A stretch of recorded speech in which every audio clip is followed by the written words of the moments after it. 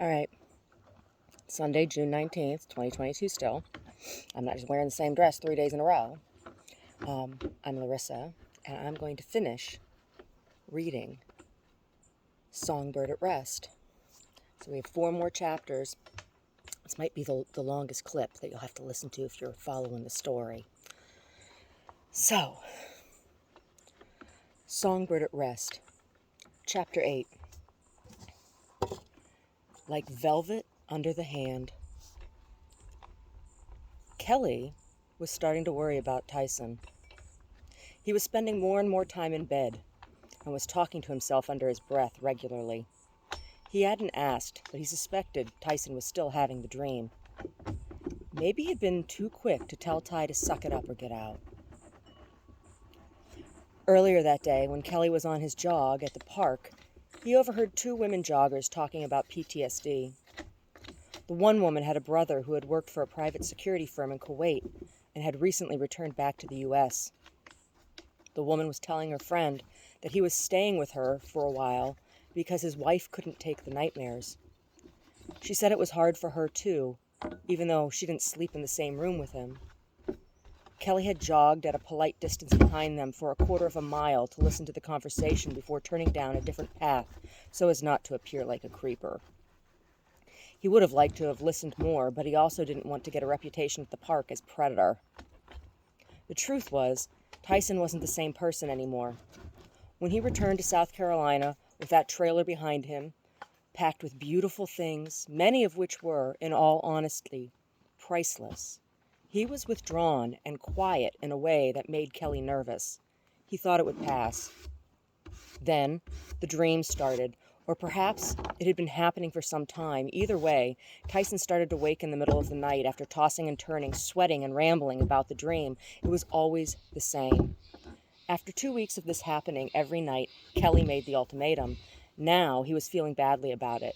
It wasn't every night anymore, but Tyson's tossing and turning was still often enough that Kelly was concerned after hearing those 2 women talking. He was also feeling personally guilty. After all, he did love Ty. He never asked exactly how it all happened. The truth was he didn't want to know. He wanted to believe it had been an accident. Tyson never said otherwise, but Kelly also had never asked. All he knew was she was gone, for good. If he knew for sure all the details, that would make him an accomplice, wouldn't it? He wasn't sure. A couple years after Tyson's return home, the 2 men had started considering making things official, but over the past 2 months, since the probate started, Tyson hadn't brought it up anymore, and Kelly hadn't pushed things. He wasn't sure he wanted to know anymore anyway. As nice as all the stuff was, the stuff seemed to be what was weighing on Tyson the most. He said there was no record or written inventory of the pieces he brought back in the trailer anywhere. None of it could be traced. Besides, he said he and Constance had been formal business partners, and the items were as much his as they were hers anyway. He had told the insurance company that all the storage units were his before he met Constance, and that any items in them were his outright. No one could argue that. There was no proof otherwise. They were all rented in his name, and he was the only one who ever entered them. He had secured them on the drive west when he and Constance had first gotten together, and no one could prove, one way or another, the exact date the relationship between the 2 had begun. Only the land was at issue in the probate.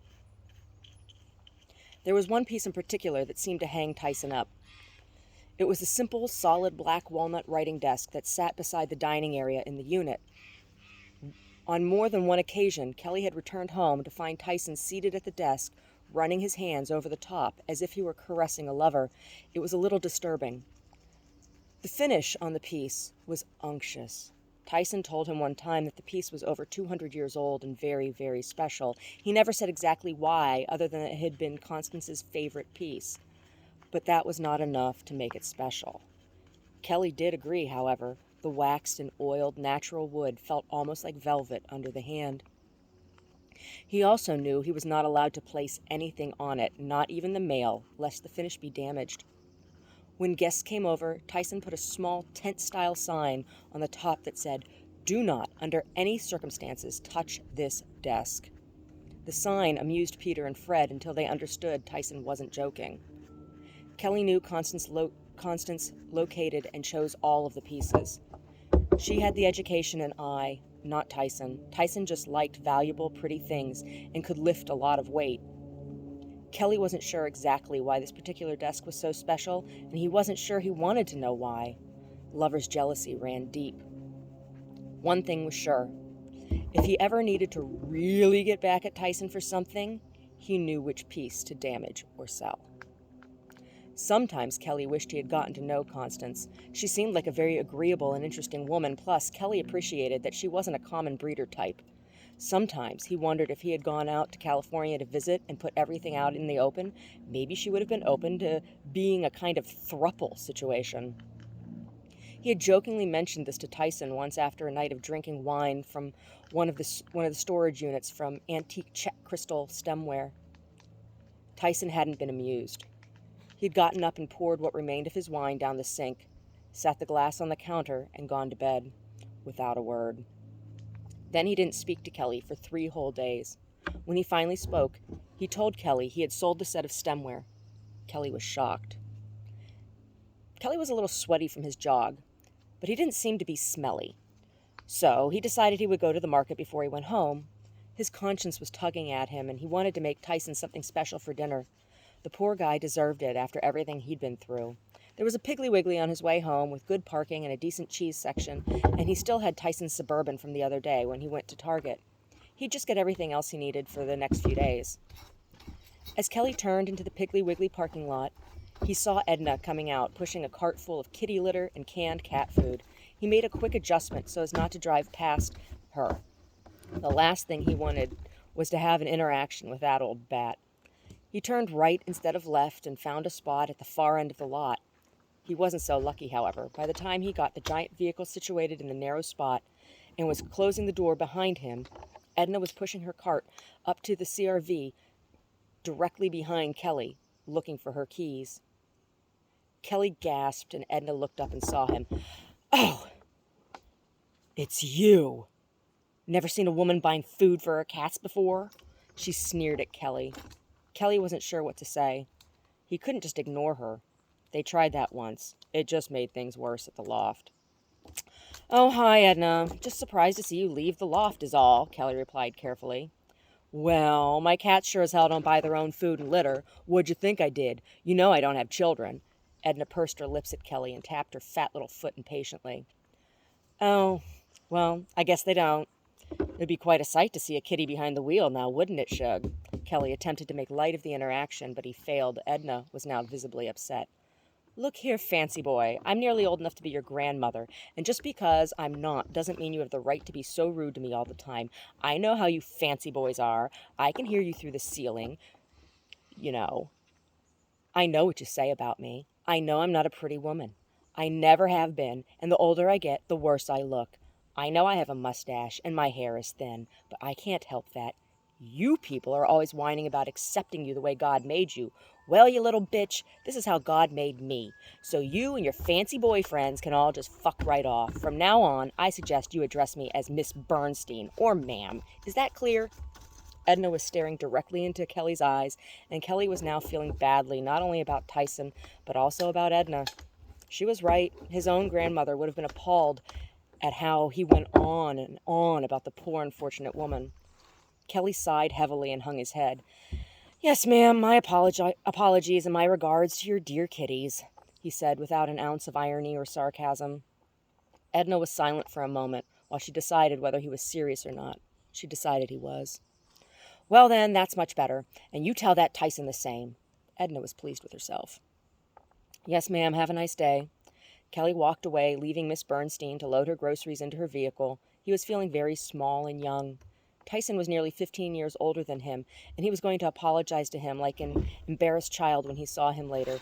It was not shaping into a very good day. The air conditioning blasted down on Kelly's face and shoulders as he entered the busy market. As much as he enjoyed cooking, he did not enjoy going to the market. All the women with whiny children disgusted him. Usually he shopped with an air of disdain. Today was different, though. He was still not fond of mothers and children, but After the jog and seeing Miss Bernstein in the parking lot, he was looking at women in a different light. He had never thought about what it was like to actually be a woman. For a moment, he looked around and tried to imagine what it was like for Miss Bernstein to visit the market surrounded by all these mommies with babies. He shuddered, thinking of her stacking her buggy with Fancy Feast and Johnny Cat and Stouffer's frozen lasagna. He knew that was a meal she favored. He saw her taking a bunch of identical empty boxes to the trash one time. He and Tyson had laughed about it for a week. Now he just wanted to cry. In 3 weeks, he was going to be 33. Up until now, the number was making him feel old. Now he was feeling like a child and grateful for Jesus. At 33, Jesus had hung on a cross for the forgiveness of sins. What had Kelly done? He picked on a pathetic, lonely old woman and threatened the man he loved. If he had been Catholic, he might have gone to confession. Thank God he was raised Baptist. Wow, that was the first time he had ever had that thought. He certainly did have a lot to think about. But first, what something special was he going to make for Ty to beg his forgiveness for being so callous and shallow? Why not lasagna? It was perfect. Kelly's grandma used to make him extra cheesy lasagna when he was a little boy, and the other boys picked on him for being so obviously gay. For the 6 years he lived with his Grammy Lois Ann, he had lasagna at least once, almost every week. It had been a while since he made it himself, and Tyson always said how much he enjoyed it. Kelly glided up and down the aisles, getting all the best ingredients, both for tonight's meal and the meals for the next few days. He laughed to himself as he grabbed 8 large bunches of kale for his daily smoothie. He even felt bad for trying to force Tyson to drink the kale. When he got to the bakery section, he chose a big, fluffy, crusty loaf of fresh-baked Italian bread to make garlic bread. Then behind the pie counter glass, he saw it. There was a big, beautiful chocolate mousse pie piled high with whipped cream and fresh strawberries. He got that too. Calories be damned. Tyson was going to be so pleased, and Kelly was starting to feel a little better about himself too. Kelly finally pushed his buggy up to the checkout. A woman with what appeared to be a set of crying 5-year-old triplets pushed her buggy up behind him. The 3 girls were all linked together with a leash-like apparatus that was connected to the woman's left wrist. In a rare gesture of kindness, he pulled 3 hand-dipped gourmet lollipops from a stand at the counter and handed them to the checkout girl, asking her to ring them first, and hand them back to him. Then he turned and handed the candies to the haggard-looking mother. Her hair was pulled back into a messy ponytail. Wisps of her hair were stuck with sweat around her makeupless face, and there were deep circles under her eyes. At first, she didn't seem to see Kelly's outstretched arm holding the bunch of lollipops like a bouquet of flowers toward her. For a second, he was annoyed, but then the woman smiled and accepted the offering. Kelly watched as the woman unwrapped the candies and handed one to each of the children, who immediately stopped crying. She wearily looked up at Kelly and muttered a tired "thank you." Kelly simply nodded and turned with a giant smile on his face toward the checkout girl who was ringing his order. Maybe today wasn't so bad after all. As he pushed his purchase out to the Suburban, Kelly made a decision. From this day forward, he was going to be a better person. It would be his birthday present to himself this year. He usually bought himself some extravagant spa day or pair of shoes for his birthday. But this year was going to be different. He was turning a new leaf. He was going to be a whole new Kelly for himself and everyone in the world. In this moment, his heart was filled with love, and he muttered, "Praise Jesus." For the first time in his life, he actually meant it. He couldn't wait to tell Tyson. The drive back to the flat seemed to take forever, though it really only took the regular 20 minutes. Kelly was just so excited and felt so good. He was anxious to wrap his arms around Ty and hold him for a change instead of the other way around. Finally, he pulled into the loft parking lot. Good, Tyson was home. The BMW was in its assigned spot. Kelly put the Suburban in park and pulled on the parking brake. He checked his reflection in the rearview mirror before getting out and loading his arms with 3 brown grocery bags. The Dickinson girls were jumping rope again. Kelly even said hello to the girls. If he had been thinking, he would have gotten lollipops for them too. Oh well, next time he went to the market, he would get a whole mess of them and bring them home to have on hand for the girls when he saw them. Teeny held the door open for him to enter the building. Yes, the day was looking up for sure.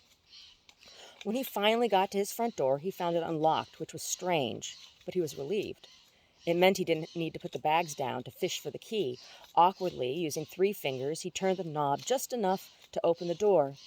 He closed it behind him using his foot and almost skipped down the short foyer hall to the open floor plan, singing, "Oh, Tyson! Oh, Ty, I'm so happy to be home!" he sang, but stopped short, dropping all 3 bags on the floor.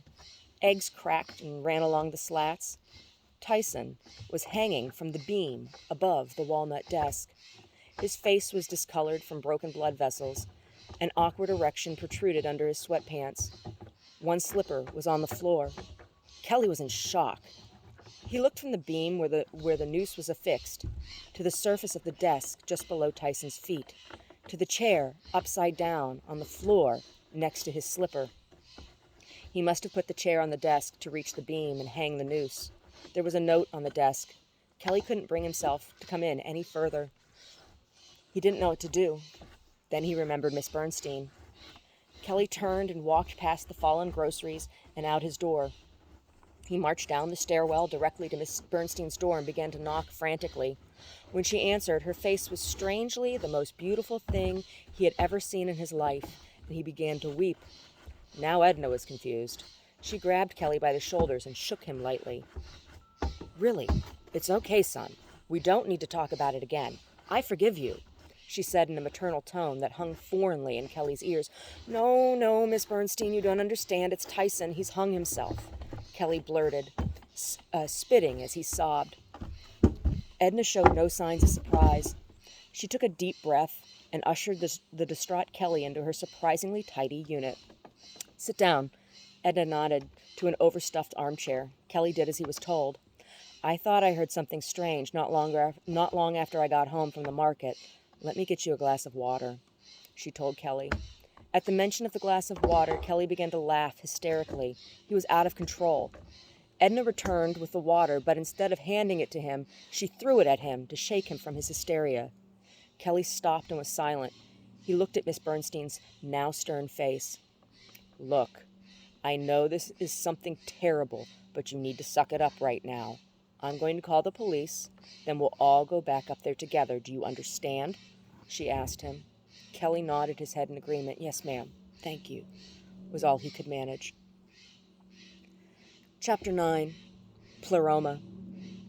When Constance pulled into her driveway, she was surprised to see someone was walking about in the pasture. It looked like a man, but she couldn't be sure because of the way the light was filtering through the fog. She pulled up to the top of the drive and parked. The person in the pasture didn't seem to notice she was there. He looked down at the ground and was concerned to see two separate sets of tire tracks in the dirt near the well.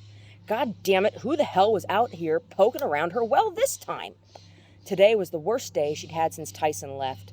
If he were nearby, she thought she might kill him. She kicked at the tire marks and turned to confront her visitor.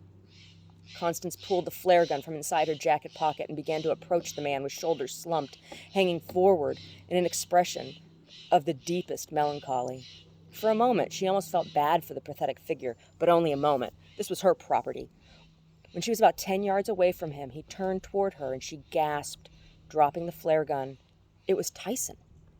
But he looked terrible, like he had 2 black eyes. Well, good. Someone had saved her the trouble. She continued walking toward him, and he slowly raised his head to meet her stare. His face was so strange. But it was him. It was Tyson. "Well, look what the cat dragged in," she exclaimed. Tyson began to cry. "Constance, it's you. It's really you," he sobbed. "Well, yes, you piece of shit. Who else did you expect to find on my property?" "Is that where I am?" he asked sincerely. "Well, yeah. You didn't get here by accident. Where the hell have you been anyway? And what's wrong with your face?" "Am I dreaming? Is this a new dream?" Tyson asked like a child. No dream here. This is as real as it gets." Constance had no patience left. "Constance, I'm so sorry. I thought you were dead. You must hate me." "Dead?" Constance was starting to question everything in her own mind now. Why on earth would he have thought she was dead? "Yeah, I buried you. I covered you. The hole was so deep. How did you get out? Tyson asked. You asshole. I've never been in any hole. I've been here the whole time. You're the one who left. But now Constance wasn't so sure of herself. Things had been so strange. Tyson came closer to her now. She could see a deep bruise around his neck in addition to the discoloration on his face. Tyson reached toward Constance. They were close enough to touch now. With the back of his hand, he gently brushed the side of her face, where she had seen the bruise earlier that day. For the first time, it hurt. She winced. Silent tears fell down Tyson's cheek. I did that to you. I hit you with the shovel. I'm so sorry, he whispered. Constance finally understood. She looked at Tyson from head to toe. It was him, but he was entirely different. He was a little heavier, wearing a pair of sweatpants she didn't recognize, and a shirt with some logo for a barbecue place in South Carolina. And his hair was totally different. It was longer and more gray than she remembered. It was certainly longer than it could have possibly grown in a couple months. Then she understood. She clasped his hands between hers and brought his fingertips to her lips. It was the first time she had felt human touch in a very long time, and suddenly everything was clear. She was dead, and so was Tyson. Tyson had killed her, and by the looks of things, he had killed himself too. When did you do it? She asked him finally. Oh, one day after we had fought about the greenhouse. I was tired of living, breathing, and sleeping in the dirt. I was tired of digging holes to shit in. I was tired of fighting, and I just wanted things to go back the way they were. It wasn't an accident, but I didn't plan it either. You were just crouched over, happily digging, looking for ramps, and I snapped. I picked up the shovel and hit you across the side of the head and knocked you out. I couldn't revive you, so I dug a deep, narrow hole next to the well and buried you standing, wrapped in my jacket. Tyson ran his right palm over Constance's shoulder, feeling the fabric of the jacket under her skin. Then I dumped the flare gun and your keys and phone and the gloves and packed ash around you, so much ash. I poured water and gasoline over the ash and added more dirt. I poured water and gasoline over the ash and added more. Then dirt. I packed it as tightly as I could. Then I drove over the area back and forth for hours to make it all look even and natural. I stayed for a week longer before I left, just to make sure no animals dug you up. The hole was really deep. I broke the shovel. I laid you in the pasture while I dug the hole. I never meant for things to happen like this. I'm so sorry. Constance looked at Tyson for a long while. Then a deep sense of pity washed over her. He was so pathetic. She considered how happy she had been, actually, after getting over him leaving. How happy she had been, laying in the pasture the other day watching the clouds. Then it occurred to her that it must have been a memory. She was still alive as he had dug her grave. It must have been a closed head injury. The smell of the ash must also be a memory of breathing the ash he had dumped it over her. Whatever the circumstances were, they were both dead now. How long has it been? Constance finally asked. To her, it seemed to only be a matter of a couple months. 6 years, Tyson replied. Constance was surprised. Where did you go? She asked. Back home. I had a lover, a boyfriend, Tyson said. Did your sister know? Constance was starting to feel hurt and angry all over again. I don't have a sister. Kelly is my boyfriend. I was supposed to marry you and then file for a divorce a year later and go back to him with half of everything. But the fires came and the plan changed. I hadn't planned on killing you. I was just going to convince you to sell the property, he replied. I never would have done that, you know that, right? Constance didn't know what to do or feel. Yes, I know that now. I also know that I love you, not Kelly. Constance's eyes welled up with tears as she looked around at the ashen landscape. Through her tears, things began to transform. She began to see them as they really were now, and not as they had been, and not as she had been remembering them. The couple was suddenly engulfed in a bright, warm, prismatic light. She felt bathed and clothed in love like she had never felt before. Tyson was transformed before her eyes into a vision of perfect health. His eyes shone at her with love and compassion. She looked down over her body and brought her hands to her hair and felt all restored. Her body was free of any pain, and the sweet smell of roses, clean water, and fresh baked bread were in the air. Birds were singing. Dragonflies chased each other around them. She felt lifted up above everything, and the earth faded away. She finally felt whole. Tyson wrapped his arms around her and breathed deeply the scent of her neck where it met behind her ear. He kissed her as he had so many times before, then smiled. "I'm sorry, I can't stay with you here. We both need to expand and move on now," he told her. She both understood and didn't understand. But no matter. She felt at ease and free of worry for herself or her property or Tyson or anything else. Chapter 10. Agreed. Chaz got in his car and immediately called Abby. "Winston and Bellish Real Estate," Abby answered, even though she saw it was Chaz on the caller ID. "Abby, it's me, it's Chaz," Chaz said impatiently. "Oh, I know. I just want you to know I take being professional very seriously," Abby chirped on the other end of the line. "Abby, I don't have time for this. We have a few problems. I'm on my way back to the office right now, and Johan Hedlund is following me." Chaz was getting more impatient by the second. "If you're being followed, call the sheriff, not me." Abby was really dense sometimes. "No, not like that, you twit. He's following me to have a meeting. Look, you need to call the sheriff anyway, though." "Oh, yeah? Why's that?" Abby asked playfully. Chaz decided he was going to fire her. "Call the sheriff and tell him I need him to meet us at the office." "Why? Is that Hedlund guy threatening you?" Abby asked. "Abby, I will be there in 10 minutes. I want you to call the sheriff. Then I want you to go home and not come back." Chaz was serious, but Abby was laughing. "Really, Chazzy, you're so funny. See you soon," Abby said and hung up. Chaz was ready to scream. That dumb little snot had been a pain in the ass since the day he hired her. That's what he got for hiring based on fashion sense instead of brains. What he really needed was some no-nonsense 40-something East Coast woman going through menopause. Then things would get done. These entitled California brats were more than he could bear, and Abby was simply the worst. One thing was for sure. His next secretary would have a real high school diploma, and not just a GED. Chaz pulled in his spot, and Johan pulled in next to him. Johan was surprised. When Chaz got out of his vehicle, his whole demeanor was shifted. He was more of a man than he had ever appeared to be to Johan before, sexuality not part of the question in any way. Chaz's expression was firm, and his chest was raised, not sunken. "Is everything all right, Chaz?" Johan asked him. "Well, no. In fact, they're not, Johan," Chaz replied. "Let's go inside, and we can talk about it. But just so you know, I need to fire Abby first," he told Johan in no uncertain terms. Johan was pleasantly surprised. "Oh, well, it's about time. She's terrible. Is she mentally ill or something?" Johan was totally serious. Abby was probably in her late 20s, but behaved as though she were no more than 13. Though to be fair, Marvin's 13-year-old would have been more than able to handle Abby's job. But then again, he was from the Midwest, and there was something to be said for Midwest work ethic. Chaz laughed. "No, she's just a pampered, spoiled brat, and I've had enough," Chaz replied.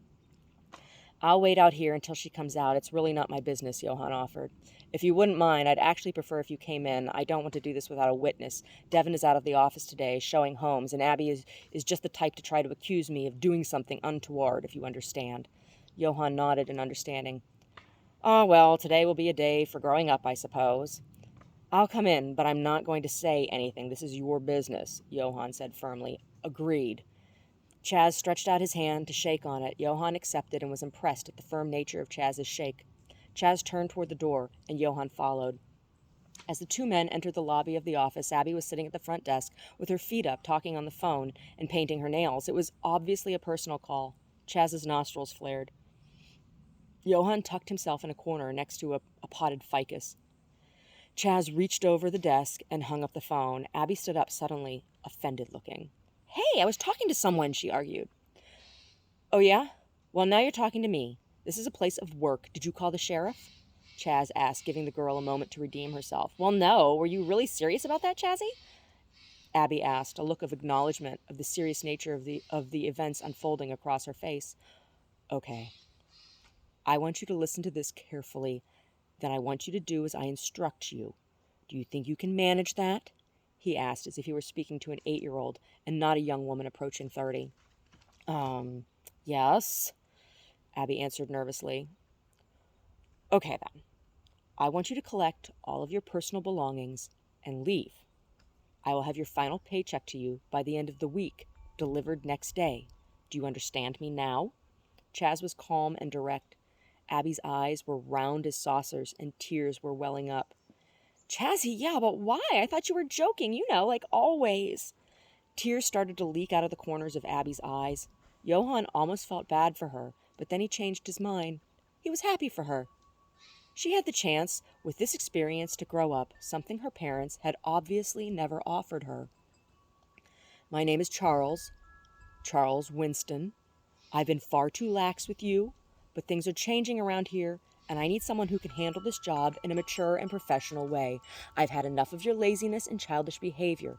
Now I'm going to stand over here with Johann while you get your things and leave immediately. Chaz stepped away from the desk to the corner opposite Johann, next to another potted ficus.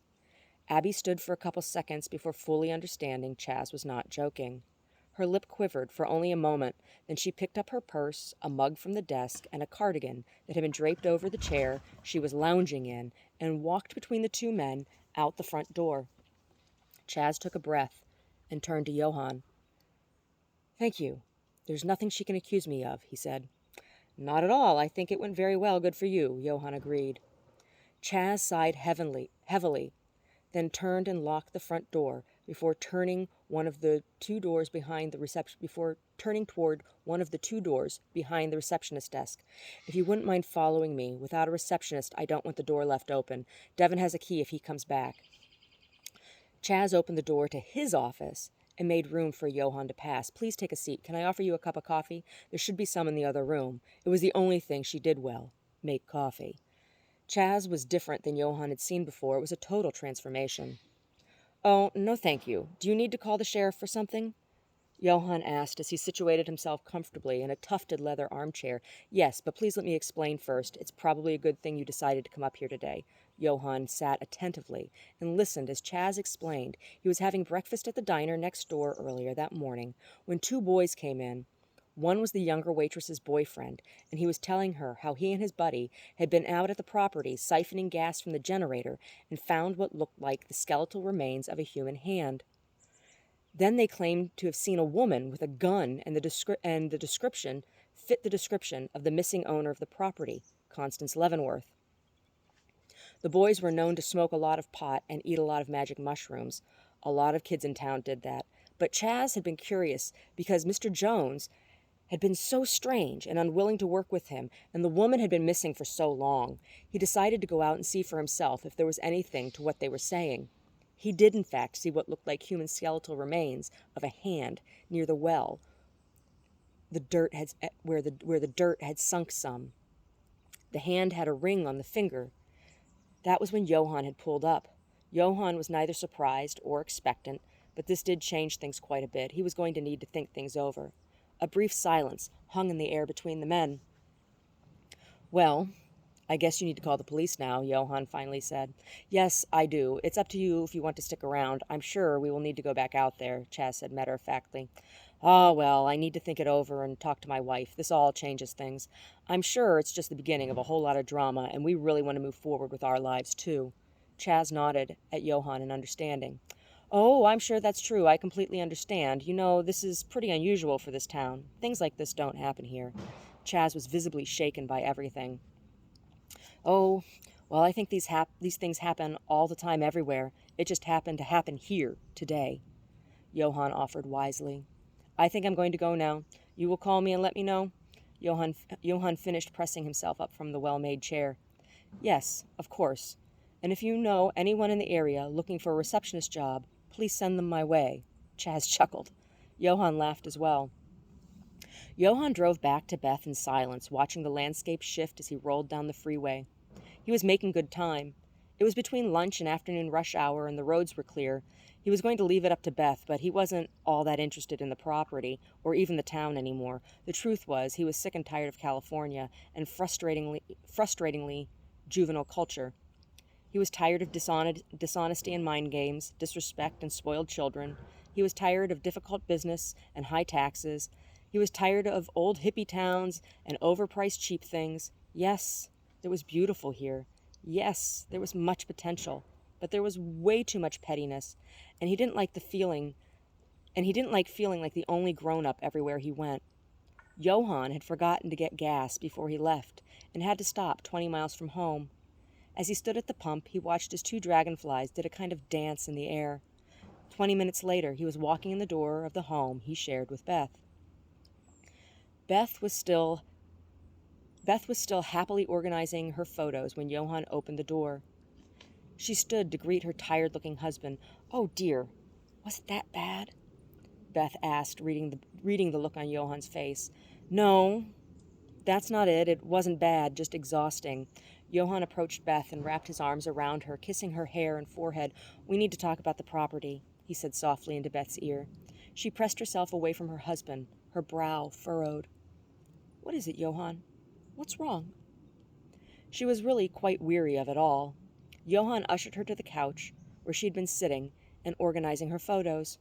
He smoothed the hair around her face, kissed the tip of her nose. Then he recounted all the events of the day. Beth laughed when he told her about Abby being fired. After Johann finished telling her everything, Beth tipped her head to one side and considered her husband's strong body and weary expression. She looked past him at the door to his shop, then back to his face before she finally spoke, taking his hands between hers. "You know what? I'm tired of this. I'm tired of the drama and ineffectiveness. I'm tired of the Abbeys and Chazes. I'm tired of old hippie politics and crazy tax laws. Bill and Donna are good friends, but they were good friends before we moved here, and they will be good friends if we leave. Maybe it's time we just go home." Beth leaned forward and kissed Johann on both cheeks. Johann looked so defeated. She felt bad for him. She knew this was all a failure in his mind, and if he still wanted to stay, she would, happily. But she'd be happy with him anywhere. Johann took a deep breath and fell back into the couch, looking at the ceiling. "I'm so glad you feel that way. I'm ready to go, too. These people out here are just too much work," Johann said. Beth smiled and leaned forward, laying her head across his strong chest. The sexiest thing about Johann was his ability to admit when he'd had enough. Beth closed her eyes and listened to Johann's reliable heartbeat and breathing.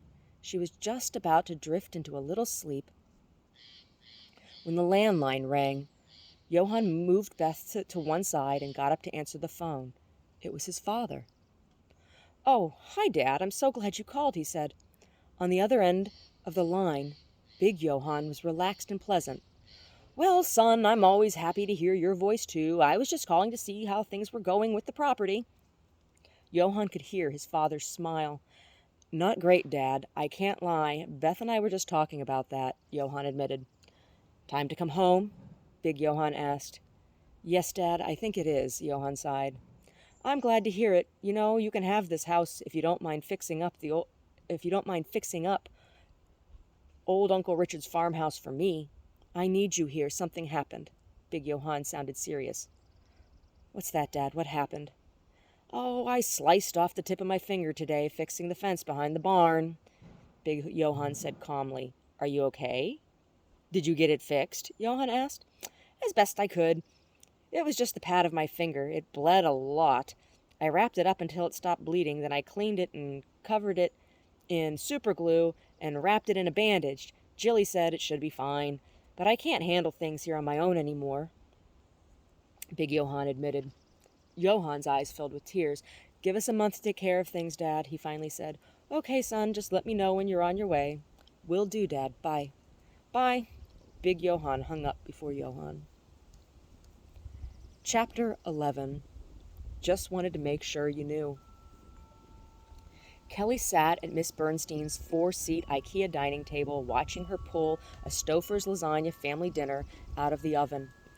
One of her cats wrapped itself around his ankles. The police had come and checked things out. They cut Tyson down and interviewed Kelly for a couple hours. The note Tyson left was a confession. He had killed Constance, and the guilt had been eating him from the inside out. He wrote that Kelly didn't know anything about it, which was mostly true. Kelly stuck to the story. Murder had never been part of the plan, and he had certainly learned his lesson. It hit hard when he read in Tyson's own hand that Tyson had loved Constance, not him. Tyson also said he left everything in the loft to Kelly, that it was his to give him. He explained the walnut desk had belonged to John Hancock. Miss Bernstein had to explain to Kelly who that was. Kelly finally understood why the desk was so special. He hoped he'd be able to buff out the deep scratch the chair made when Tyson had kicked it from below his feet, or maybe he would just leave it there, a part of the desk's long history. There was time to think about it. Tyson also wrote that there was one more storage unit in Boulder, Colorado. He left the key and the address. He said it was in his name, but contained all of Constance's remaining personal effects. She had been estranged from her family and didn't want to get rid of items from her family and childhood, but didn't want them in the house with her either. There were supposedly some personal family heirlooms her sister might be interested in having. Until the suicide note, Kelly hadn't known anything about Constance beyond her beautiful things. Miss Bernstein was being so kind. Kelly didn't know what to do with himself. She said she would help him with everything he needed help with. She knew some people. After the police left, she offered for Kelly to stay on her couch for the evening and maybe longer if he needed. It turned out she had a fiancé when she was very young, a nervous, delicate man with elegant hands who played concert piano. They had been very much in love, but after a scathing review of an original composition performed at Carnegie Hall, the poor man hung himself. Miss Bernstein had never fallen in love again, nor could she listen to any kind of music. The story made Kelly feel even worse about his past mistreatment of the woman. You just never knew what another person had been through or was going through. He was grateful to sleep on her couch. He couldn't imagine himself being able to sleep in the loft shared with Tyson ever again, and there wasn't anything other than his very own personal items that he wanted to keep. Miss Bernstein was going to help him sell things. She had a friend with a consignment shop in Hilton Head who was fair and honest. She was a Holocaust survivor and knew what it was to have family treasures stolen. She also knew her history and art history and was fluent in 4 languages. Kelly was so very grateful. "After we eat, I'll go up there with you and get some clothes and things," Miss Bernstein said as she placed a plate of lasagna in front of Kelly on a Corelle-ware plate.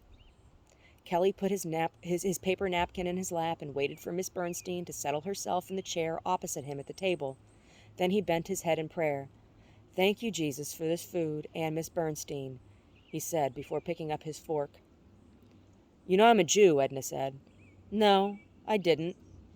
"But are you really offended?" Kelly asked. "No, just wanted to make sure you knew," she replied.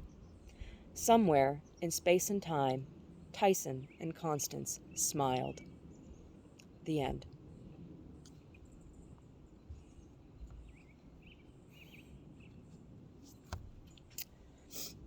Having had my painting stolen and some family items stolen, damaged by people breaking in,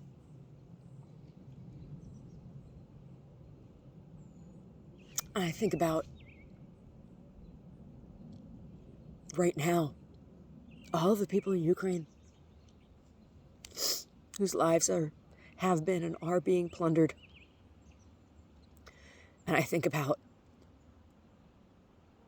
all of my ancestors that came to this country and the reasons why. And then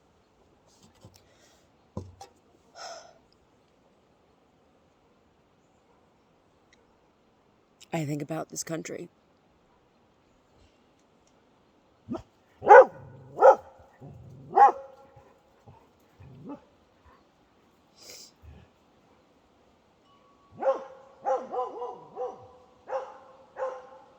And it tears my heart out. It tears my heart out.